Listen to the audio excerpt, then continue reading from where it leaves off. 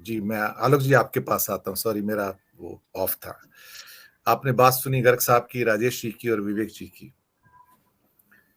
मेरी चिंताएं कई जगह से निकली बजट में से, लेकिन जैसे मैंने पहले कहा था कि एक नैरेटिव जो हमने 1 डेढ़ महीना पहले सेट किया था कि भारत कर्जे में डूब चुका है, लेकिन कुछ सुनने को तैयार नहीं था। और ये यात्रा 55 लाख करोड़ से 155 लाख करोड़ की थी, जो मैंने इस प्रोग्राम्स में और कई और प्रोग्राम में अपने चैनल पे बात कही थी। बाद में अब पूरे इंडिया में वो फिगर्स कोट किए जा रहे हैं, लेकिन आज मैं यहाँ पर इंप्रूव कर देता हूं कि ये 55 लाख करोड़ 2014 का कर्जा, 155 लाख करोड़ 31 मार्च 2023 का कर्जा, और उसके बाद जो नई बोरोइंग्स हैं ये मिला के 185 लाख करोड़ हो जाएगा आपका, क्या कहते हैं कि 31 मार्च 2024 को। एक झोलमाल तो यहां से निकल के आता है जो बजट पेपर से 6.4% के ऊपर सरकार कहती है कि मैंने 16.6 लाख करोड़ का कर्जा लिया। और खास तौर से बजट से एक दिन पहले तक शाम तक टीवी पे सारे कमेंटेटर कहते रहे, सरकारी जो नुमाइंदे थे कहते रहे कि 16.6 लाख करोड़ का हमारा बोरोइंग है। मुझे मालूम था कि गलत बोल रहे हैं। अगले दिन बजट पेपर्स आते हैं तो पता लगता है कि ये 1 लाख करोड़ ज्यादा है, यानी कि 17.6 लाख करोड़ है। और यहां पर असली पेच आता है, जहां पे मेजें थपथपाई गई संसद भवन के अंदर, कि हमने अपना जो ट्रैक रखा था फिस्कल डेफिसिट का 6.4 से इस साल 5.9 लाएंगे, वो हम ले आए हैं। लेकिन जब मैंने असली फिगर देखे तो मैंने देखा कि 5.9 6.4 से बड़ा हो गया।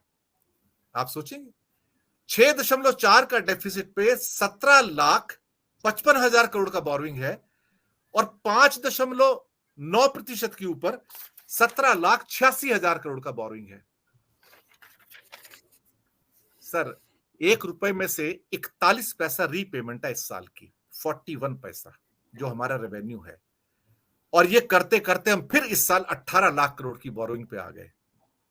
मैं कई बार कह चुका हूं, 7 पुश्तें मर जाएंगी कर्ज चुकाते चुकाते इनका। लेकिन पिछले साल 3.25 लाख करोड़ एक्स्ट्रा आएगा रेवेन्यू हमारे पास। 3.25 लाख करोड़ के एक्स्ट्रा रेवेन्यू में 1,40,000 करोड़ रीपेमेंट में चला जाएगा, क्योंकि 9,40,000 करोड़ का कर्जा इस साल चुका रहे हैं, अगले साल 10,80,000 करोड़ का। और उसके बाद ये सुरसा की मुंह की तरह जैसे फैलेगा, आपका 50 से 60% बजट सिर्फ रीपेमेंट के अंदर जाएगा सर। क्योंकि 55 लाख करोड़ से 155 लाख करोड़ की जर्नी को 9 साल लगे, 155 लाख करोड़ से 255 लाख करोड़ के कर्जे के लिए सिर्फ 3 साल लगेंगे। आलोक जी, आप तो खुद एक बिजनेस के एक क्या कहते हैं कॉरेस्पॉन्डेंट, बेहतरीन कॉरेस्पॉन्डेंट है और उस चीज को पहचानते हैं, उसके एक्सपर्ट है, विशेषज्ञ हैं। कौन सी ऐसी व्यवस्था है देश के अंदर, या कौन सी ऐसी अर्थव्यवस्था है दुनिया में जो लिफ्ट से ऊपर जाती है? मेरा तो फेमस डायलॉग है, मेरी बुक में भी है, कि अर्थव्यवस्था हमेशा सीढ़ियों से ऊपर जाती है, कर्जा लिफ्ट से ऊपर जाता है। आलोक जी, आपकी टिप्पणी।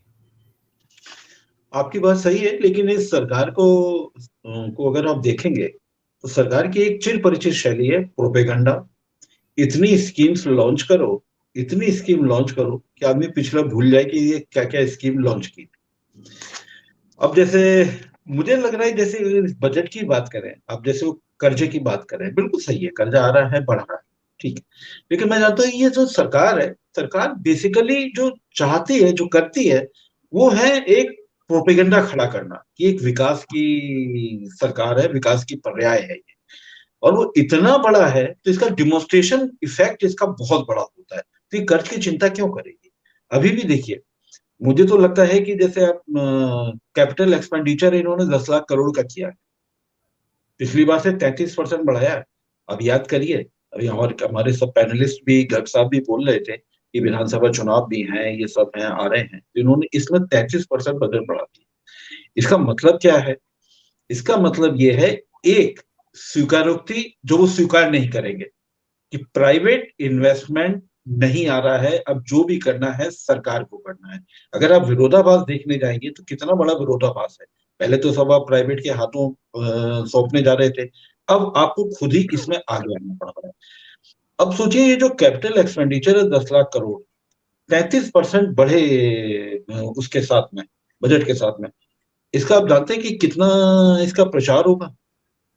जो सरकार G20 का, गुजरात के चुनावों के मद्देनजर G20 के बैनर, होर्डिंग्स, बड़े बड़े और अखबारों में भी विज्ञापन पूरे देश भर में लग चुके थे G20 के, तो ये प्रोपेगेंडा वाली सरकार है। अब देखिए दूसरा एक बजट एक और देखिए, इन्होंने एक काम किया कि मुफ्त राशन 1 साल और बढ़ा दिया गया, यानी आप प्रधान सेवक की फोटो 1 साल तक और घर में आप आते हुए देखेंगे थैले के अंदर। एक दूसरा, तीसरा आप देखेंगे कि आवास योजना का 66% बजट बढ़ाया गया। ये बहुत महत्वपूर्ण है। 66% बजट बढ़ाने का मतलब क्या है? ये गांव गांव में प्रचार होगा, ग्रामीण क्षेत्रों में प्रचार होगा, शहरी क्षेत्रों में प्रचार होगा। वहां पर ये होगा कि भाई ये पीएम आवास योजना बन रही है, इसके लिए घर बन रहा है, वो बन रहा है।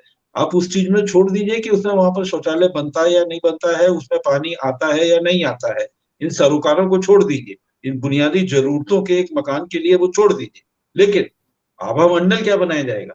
आभा मंडल तो यही बनाया जा रहा है ना भाई। उज्ज्वला में भी आप देख लीजिए, आप सारे तथ्य कहते हैं, हम सब लोग बैठकर तथ्यों को लेकर पकड़े हुए हैं, वहां तथ्यों को पकड़ते ही कौन है? उज्ज्वला में ये हो गया, किसी भी पेट्रोल पंप में आप जाइए, तेल भराइए, आपको एक मुस्कुराता हुआ चेहरा दिखेगा कि उज्ज्वला में हमने इतना काम कर दिया।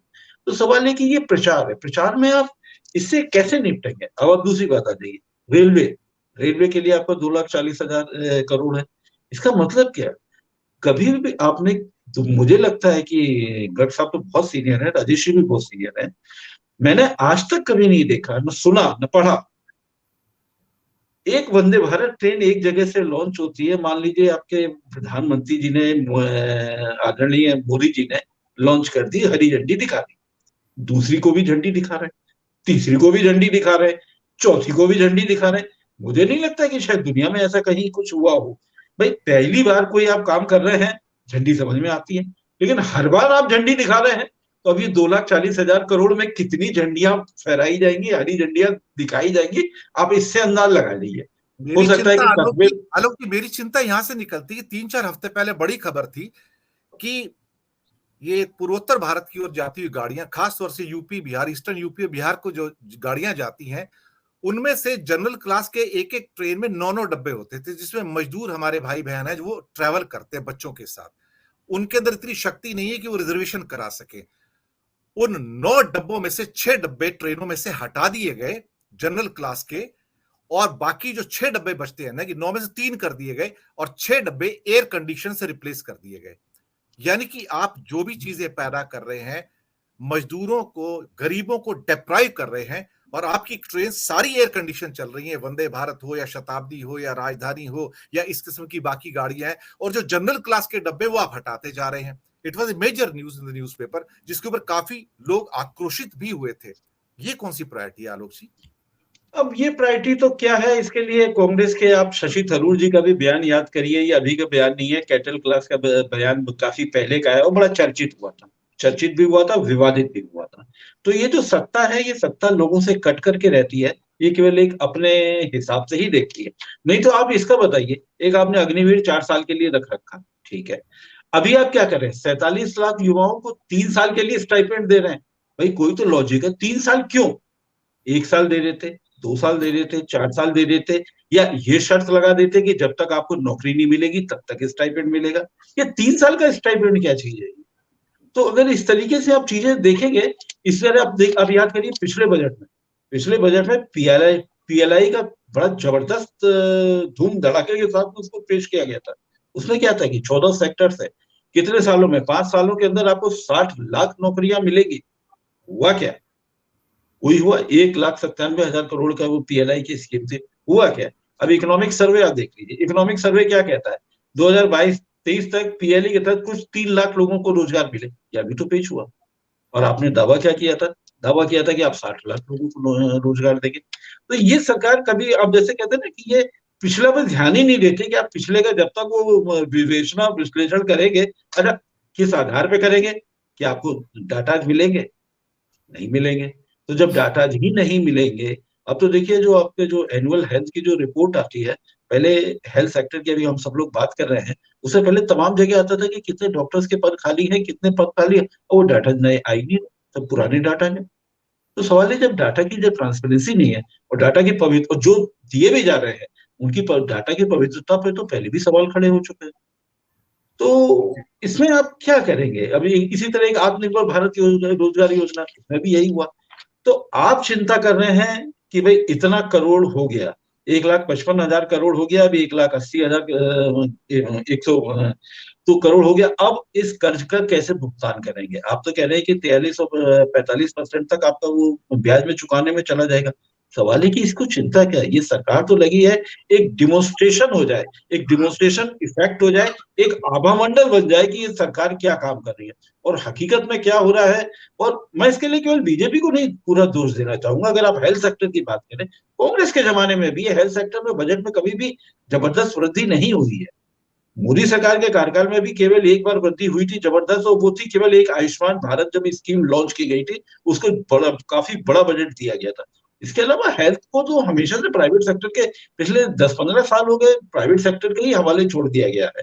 और सरकार को तो चिंता नहीं है। अगर सरकार को चिंता होती, या तो मैं कहना चाहिए कि हमको कोर्ट को भी चिंता नहीं है, नहीं तो सुओ मोटो मोशन लेना चाहिए जिस तरीके से लोग पैदल चले हैं। तो जी बिल्कुल। सरकार तो डिमोन्स्ट्रेशन इफेक्ट में चली गई है। और जी Indira Awas Yojana, railway, Vande Bharat train, capital investment, जो एनएचआई की जो सड़कें बनेंगी, इसी में ही लोगों को मुग्ध कर दिया जाएगा। अब याद करिए, जब उत्तर प्रदेश का चुनाव हुआ था, हमारे अखिलेश जी अपना आगरा लखनऊ एक्सप्रेस वे, बड़ा शानदार एक्सप्रेस वे, वहां पर सर्दी के दिनों में वहां पर मुलायम सिंह जी भी थे, वहां पर हवाई जहाज उतारे गए थे, लड़ाकू विमान उतारे गए थे। तो इस तरीके से अपना प्रोजेक्ट करते हैं। बुलेट ट्रेन को करते हैं, बुलेट ट्रेन का देखिए कैसे जाएगा, कितना कॉस्टिंग बढ़ती चली जा रही है, कौन करेगा? क्या वो कर्जे में नहीं आएगा? कर्ज और बढ़ेगा। तो सवाल है, सरकार को इन बुनियादी चीजों से कोई मतलब नहीं है। सरकार को मतलब है एक जादू, एक मैस्मरिज्म, एक इल्यूजन पैदा कर दिया जाए, उससे उनका काम चलता रहेगा। दिनेश, मैं आता हूं नेहा जी आपके पास।